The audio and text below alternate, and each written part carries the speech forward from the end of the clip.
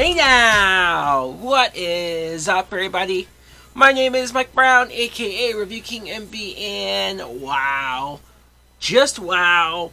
I don't even have any notes prepared or anything in a bullet point order to get through for the latest episode of WandaVision.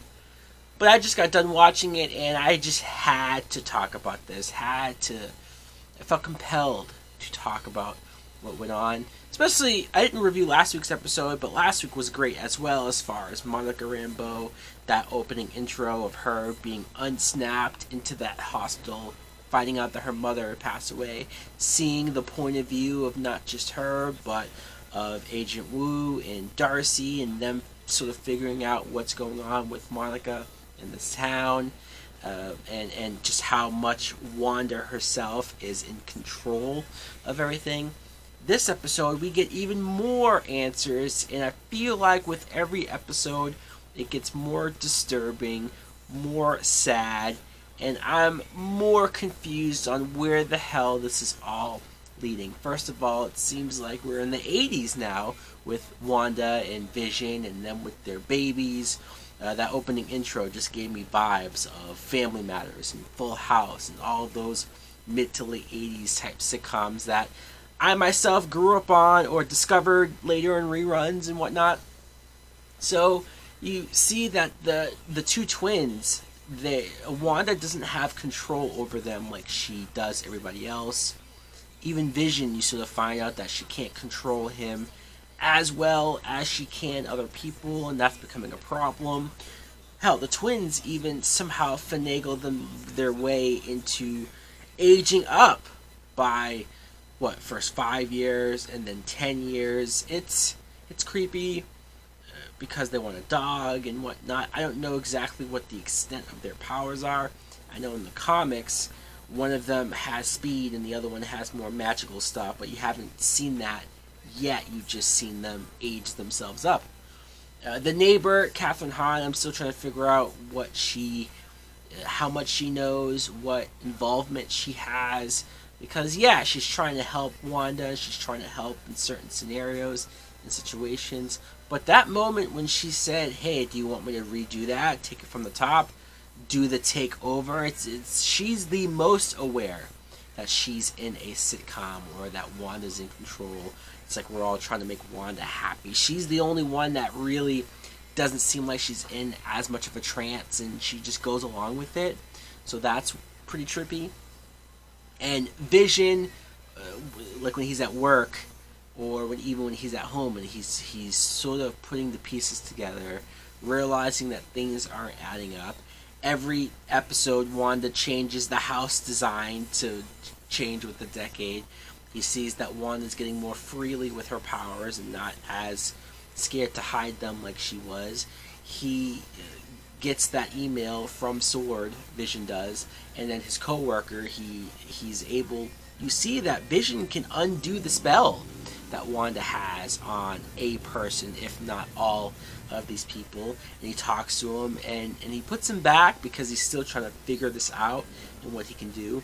That moment at the end when he confronts her, and she's just denying it, and he's not letting it down. She even tries to end the episode with the credits going over their argument. And you see the moment when he raises up and starts to fly, and then she goes up with him. I'm like, oh crap, this is getting intense. And before I get to the very end, though, that's the biggest takeaway. I think that's the biggest moment that people will be talking about after. But when you see that moment of the Sword agents outside of the perimeter, and Wanda makes her way out, our first time essentially seeing Wanda in the real world, interacting with real characters who she's not controlling, and she says, back off. I'm aware of what I'm doing, but I'm not hurting you. She probably doesn't even realize that she's hurting anyone else or think that she's hurting anyone else. So she says, leave me alone and I'll leave you alone. That's how she's rationalizing it. And I just thought it was interesting how Monica pointed out that there must have been a reason why she was pulled in to the forest. The acting director dude, that's a little bit of a dick. when Wanda controls all of the men to put their guns onto him. That was intense. And I know she's grieving, I know she's sad, I know she's suffering, but she scared me, especially in this scene. And then we come to the end, where Vision's not really trusting her. She's saying that she's not doing it. And maybe there's a part of her that doesn't realize just how powerful she is, or how strong her reach is. Maybe she knows bare bones that, like, she brought Vision back. We get that answer.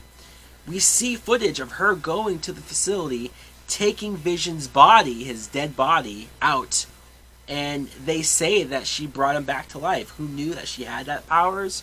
She had a conversation with her kids about their dead dog, and how she knows she's not supposed to do this, and she tells them you can't do this. I guess it's just, this is the exception. You even find out that Vision had a will where he said he didn't want to be resurrected. He didn't want to come back. Which is even more sad, because now this is all against his will. He says to her in the argument that he didn't even have a memory pre-Westview. He doesn't even know who he is. Which again is more tragic and more sad. He doesn't even remember being an Avenger. He doesn't remember anything else. Probably doesn't remember dying. And you cut to the doorbell ringing, and Wanda says she's not doing it. Obviously she had to in some way do it.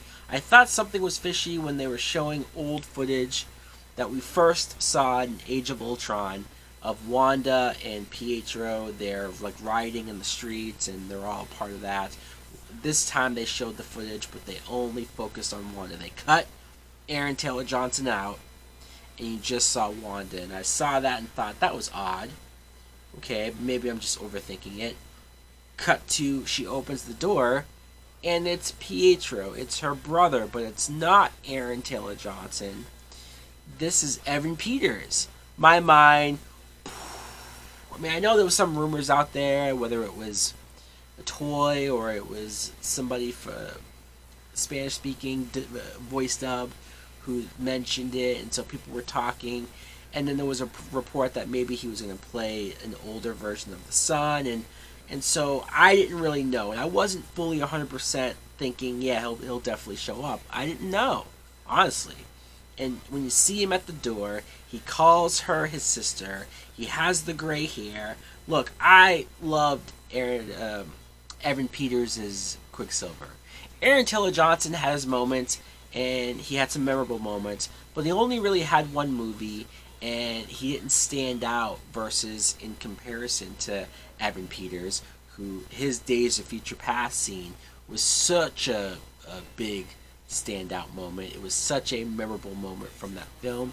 Cut to Apocalypse, where at least his scenes were entertaining, and even in Dark Phoenix, I mean, the less I can say about that movie, the better.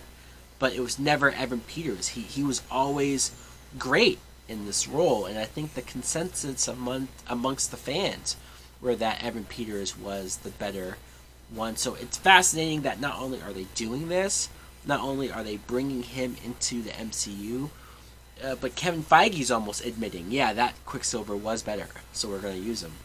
And it's bizarre to me, too, that this is the first example of someone from the X-Men Fox world coming into the Disney MCU world. At least they can sort of finagle an explanation out of it as far as her reshaping reality, the brother connection. Does he still have his same backstory of being Magneto's son and everything that went on there? Or is it just sort of, who knows? Does this mean anything for any other X-Men people? Hugh Jackman?